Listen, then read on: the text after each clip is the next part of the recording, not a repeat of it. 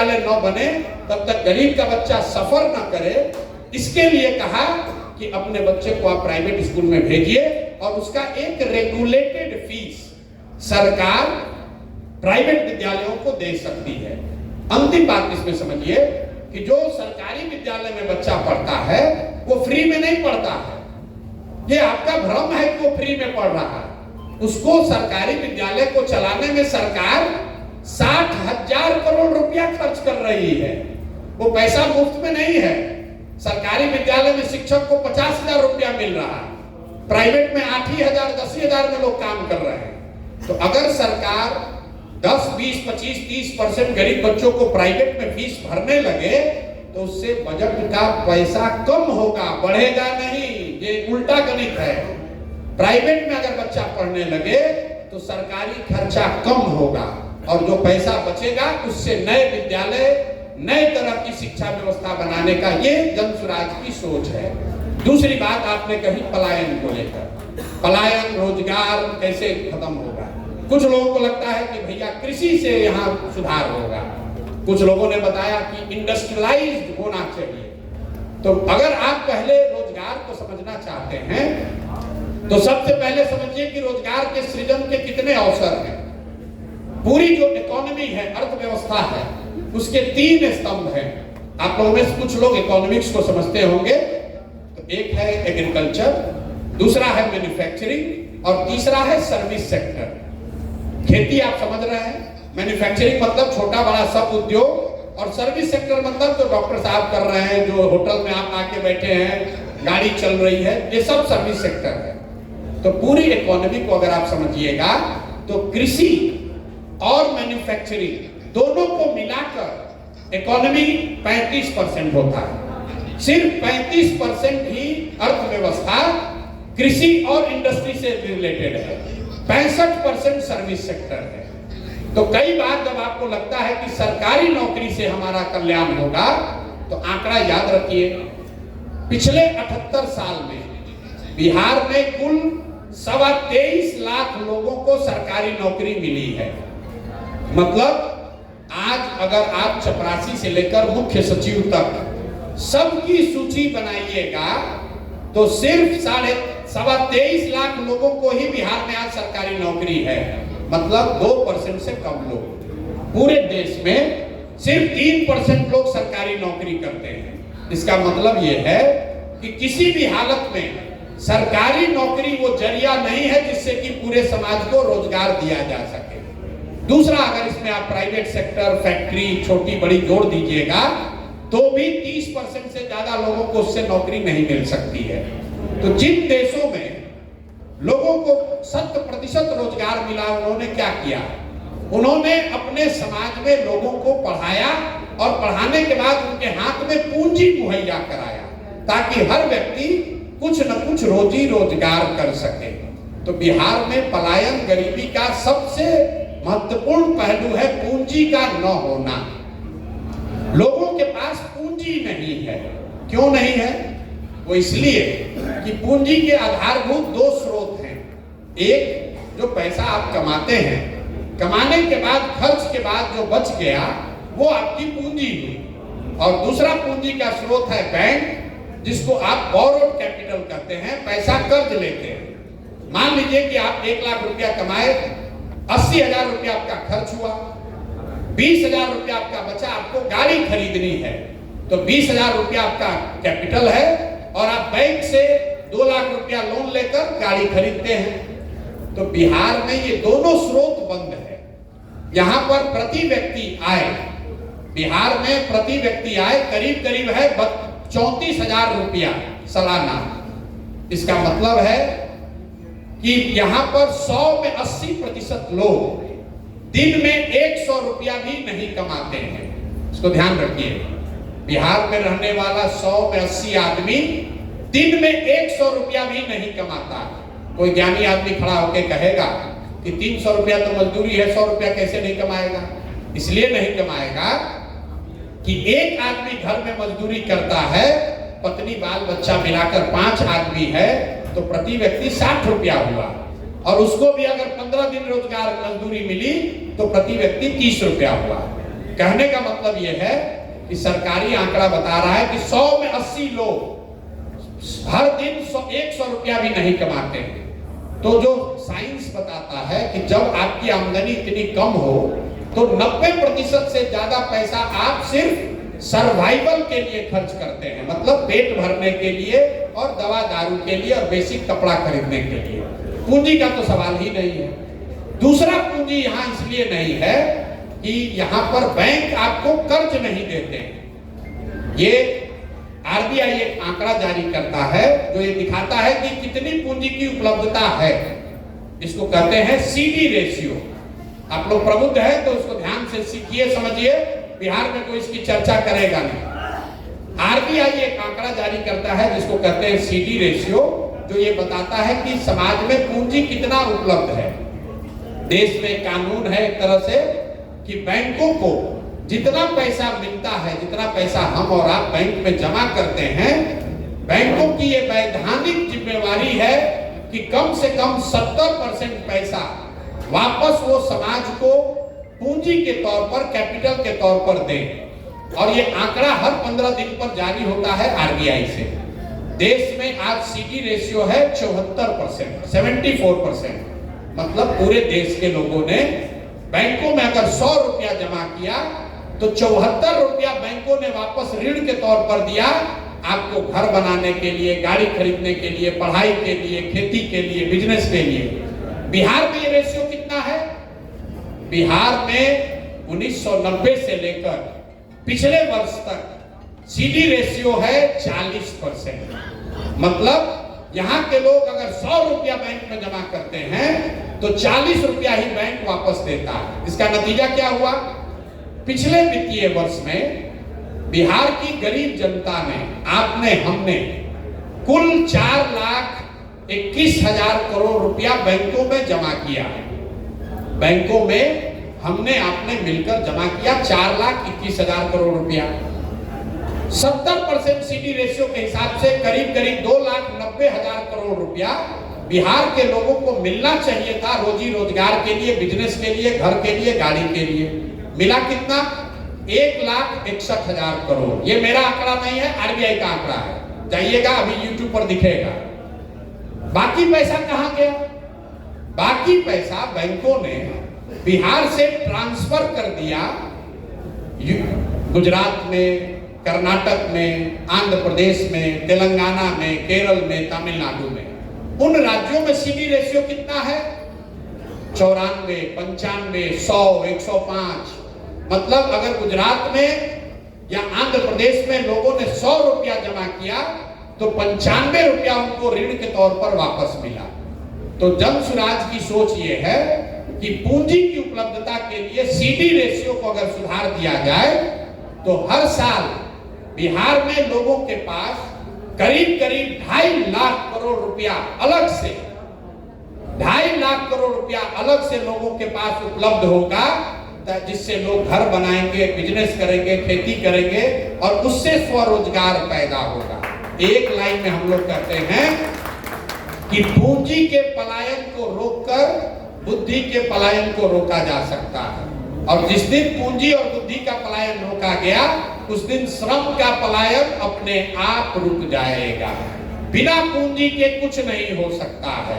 और ऐसा नहीं है कि आप कहिएगा कि आप ही को ज्ञान है, दूसरे को कैसे नहीं पता है।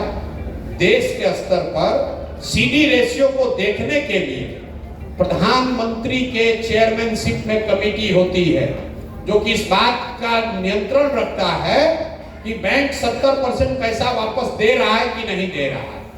राज्य के स्तर पर कमेटी का चेयरमैन मुख्यमंत्री स्वयं होता है, लेकिन जैसे यहाँ दरोगा मुख्यमंत्री की बात नहीं सुन रहा है, जैसे यहाँ का सीओ, बीडीओ, डॉक्टर, शिक्षक नहीं बात सुन रहा है, वैसे बैंकर भी नहीं सुन रहा है। और दूसरी बात है अज्ञानता। कोई भी नेता यहाँ फिनांस मिनिस्टर से जाकर पूछिएगा, भैया प्रशांत किशोर कह रहा है कि पिछले 35 वर्ष में यहाँ के बैंकों ने 26 लाख करोड़ रुपया ट्रांसफर किया है दूसरे राज्य में, तो कहेगा ये कौन बात है भाई, कौन नया बात बताने लगे, ये कौन नया घोटाला हो गया। यहाँ के फिनांस मिनिस्टर को भी कितनी जानकारी है इसके बारे में कोई नहीं जानता। जो पत्रकार है वो भी नहीं पूछ रहा है कि भाई सीडी रेशियो क्यों खराब है। आप लोग इतने प्रबुद्ध लोग हैं, आपने किसी नेता को बिहार में सीडी रेशियो पर बात करते हुए नहीं देखा था। 2 बरस से हम बोल रहे हैं। इस बार बीपीएससी के प्रीलिम्स में यह सवाल आया था कि सीडी रेशियो का मतलब क्या है। इतनी अज्ञानता है कि जो पैसा हम लोग का है, आप टाटा बिरला आएंगे, पैसा लगाएंगे, फैक्ट्री लगाएंगे, शुगर फैक्ट्री बनेगा, पेपर मिल चलेगा, वो अलग कहानी है। उससे बिहार का रोजगार खत्म नहीं, बेरोजगारी खत्म नहीं होगा। बेरोजगारी खत्म तब होगा जब घर घर लोगों के पास पूंजी की उपलब्धता होगी। हर व्यक्ति कुछ न कुछ छोटा मोटा रोजी रोजगार कर पाएगा। तो पूंजी की उपलब्धता एक बड़ा तरीका है जिससे कि यहाँ का बेरोजगारी को खत्म किया जा सकता है। 2 और बात बेरोजगारी और पलायन के लिए हम लोग कह रहे हैं कि मनरेगा को कृषि से जोड़ा जाएगा। कुछ लोगों ने किसान संबंधित भी सवाल पूछे हैं। तो किसानी को सुधारने के लिए और कृषि आधारित मजदूरों का पलायन रोकने के लिए जन सुराज कह रहा है कि मनरेगा को कृषि से जोड़ दो। मतलब क्या हुआ कि जो भी किसान अपनी जमीन पर नगदी की खेती करना चाहता है, नगदी की फसल का, कैश क्रॉप का खेती करना चाहता है, उसको मनरेगा का मजदूर मुफ्त में दे दिया जाए। इसका क्या फायदा होगा? इसका फायदा ये होगा कि धान गेहूं की खेती करने के बजाय लोग नगदी फसलों की खेती करेंगे, जिससे कि प्रति एकड़ उनकी आय बढ़ सकती है। दूसरा इसका फायदा ये होगा कि बड़े पैमाने पर जो मजदूरों की अनुपलब्धता की वजह से बिहार में खेती छोड़ दिए हैं, वो लोग वापस खेती की ओर जाएंगे। तीसरा सबसे बड़ा फायदा ये है कि जो किसान, जो मजदूर पंजाब और हरियाणा के खेतों में जाकर काम कर रहे हैं, वो बिहार के खेतों में काम कर पाएंगे। और चौथा बड़ा फायदा ये होगा कि मनरेगा का जो पैसा हम लोग दिल्ली में सरेंडर कर रहे हैं, पिछले साल बिहार सरकार ने मनरेगा का सिर्फ 40% पैसा यूटिलाइज किया। 10,000 करोड़ रुपया दिल्ली से मिल सकता था, तो 4,000 करोड़ रुपया आया, क्योंकि उसको खपाने का कोई जगह ही नहीं है। तो वो पूरा पैसा यहाँ इस्तेमाल होगा, मनरेगा की चोरी रुकेगी और कृषि आधारित मजदूर पंजाब हरियाणा में जाकर खेती में काम करने के बजाय बिहार के खेतों में काम करेंगे और उससे खेती की प्रोडक्टिविटी को सुधारने में मौका मिलेगा। तीसरा और अंतिम बात, रोजगार के लिए Jan Suraaj interest subvention scheme की बात कर रहा है। हम लोग कहते हैं कि आपको 4% ब्याज पर लोन मिलेगा। इस बात को समझिए। योजना गरीबी हटाओ योजना नहीं चलाना है, क्योंकि पूरे दुनिया की स्टडी ये कहती है कि जब सरकारी योजना से आपको पैसा मिलता है, उससे आपकी तरक्की नहीं होती है। लेकिन अब जब आप कर्ज लेकर काम करते हैं तो अकाउंटेबिलिटी रहती है, आपकी तरक्की उसमें होती है। तो इसलिए हम लोग कह रहे हैं कि तीसरा लीवर ये है यहाँ बेरोजगारी खत्म करने का, कि सरकारी गारंटी पर महिलाओं को कम से कम 1 लाख रुपया ऋण के तौर पर दिया जाए बैंक से, जिसका 4% सालाना ब्याज महिलाएं या लोन लेने वाला दे और 6% ब्याज का राशि सरकार भरे। इससे क्या होगा? सिर्फ 6,000, मान लीजिए 1 लाख करोड़ रुपया का लोन लिया गया परिवार में बांटने के लिए, तो सरकार पर खर्चा सिर्फ आएगा 6,000 करोड़ रुपया, जो उस ऋण का ब्याज होगा। तो 6,000 करोड़ रुपया अगर बजट में खर्च किया जाए तो 1 लाख करोड़ रुपया से का इस्तेमाल लोगों के हाथ में आ जाएगा। तो ये 3 बातें हम लोग कह रहे हैं। सीडी रेशियो सुधार कर कम से कम 2 से 2.5 लाख करोड़ रुपया एक्स्ट्रा इन्वेस्ट कराया जाए। दूसरा, मनरेगा को खेती से जोड़ा जाए। और तीसरा, हर वो परिवार जो छोटा मोटा रोजी रोजगार करना चाहता है, उसको 4% सालाना ब्याज पर कर्ज मुहैया कराया जाए, ताकि हर युवा, हर लड़का, हर महिला कुछ न कुछ रोजी रोजगार कर सके। तो शिक्षा और रोजगार को लेकर ये जन सुराज की सोच है। और दुनिया में जितने भी लोगों को मैं जानता हूं जो डेवलपमेंटल इकोनॉमिस्ट हैं, जो इन विषयों को समझते हैं, उनमें से कई लोग जो बिहार के हैं, आप जानते हैं रघुराम राजन बहुत बड़े इकोनॉमिस्ट हैं। आपको नहीं मालूम है कि उनसे भी बड़े इकोनॉमिस्ट का नाम प्राची मिश्रा है, जो बिहार की लड़की है, उनसे ज्यादा बड़ी इकोनॉमिस्ट है। ऐसे बहुत सारे लोगों को इकट्ठा करके, बात करके, चर्चा करके ये योजनाएं बनाई गई हैं और हर आदमी का मानना है कि ये निश्चित तौर पर बिहार में इस चीज को सुधारा जा सकता है। लेकिन ये सब तब होगा जब बिहार की जनता जगेगी, जब कर उसके लिए वोट करेगी। वरना सब बात होने के बाद जाकर कहेगा मोदी जी का भाषण सुना कि अयोध्या में रामलला का मंदिर बन गया है, अब जाके वोट दबा देगा, तो फिर वही भोगेगा। हम लोग का अपना काम। और अंतिम बात समझिए, प्रयास आप करें या हम करें, प्रयास आज हो या 10 वर्ष के बाद हो, करना तो किसी न किसी बिहार के व्यक्ति को ही पड़ेगा। कोई तमिलनाडु का आदमी आकर समस्तीपुर और मुजफ्फरपुर नहीं सुधारेगा। प्रयास किसी न किसी बिहार के आदमी को करना पड़ेगा।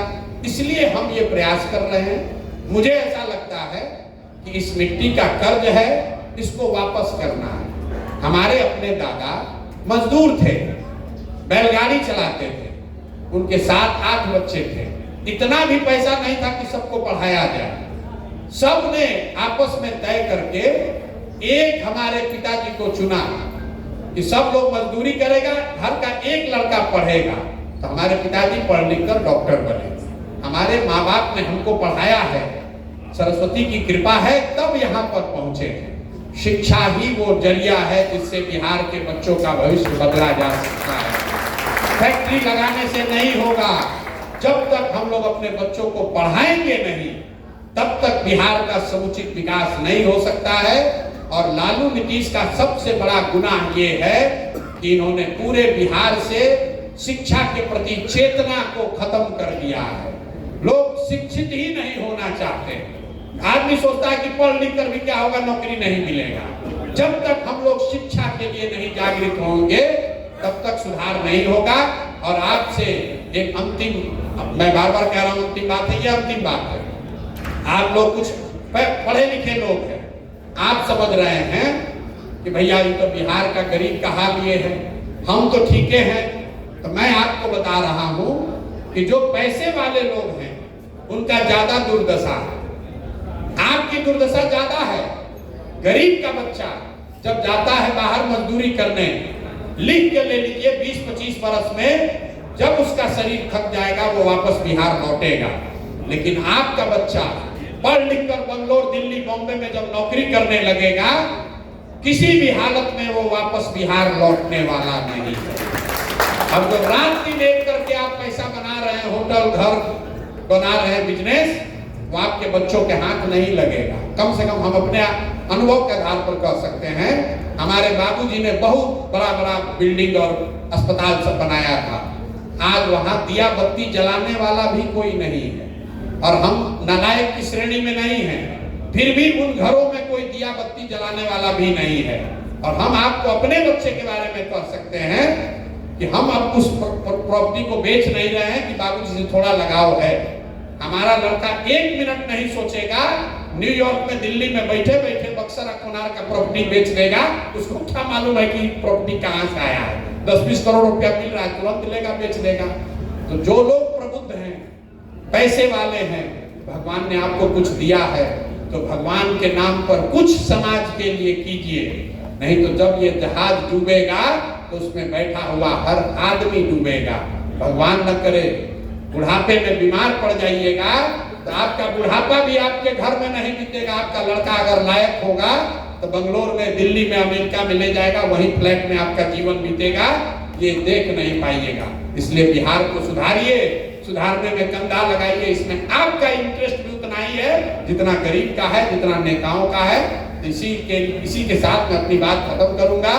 प्रयास, अंधेरा कितना भी ज्यादा हो, सिर्फ ये कहते रहने से कि अंधेरा बहुत है, अंधेरा बहुत है, उससे प्रकाश नहीं होगा। किसी न किसी को दिया जलाना पड़ेगा। तमिलनाडु को तमिलनाडु के लोगों ने सुधारा है, पंजाब को पंजाब के लोगों ने बनाया है, बिहार को भी बिहार के लोगों को बनाना पड़ेगा, आपको हमको बनाना पड़ेगा।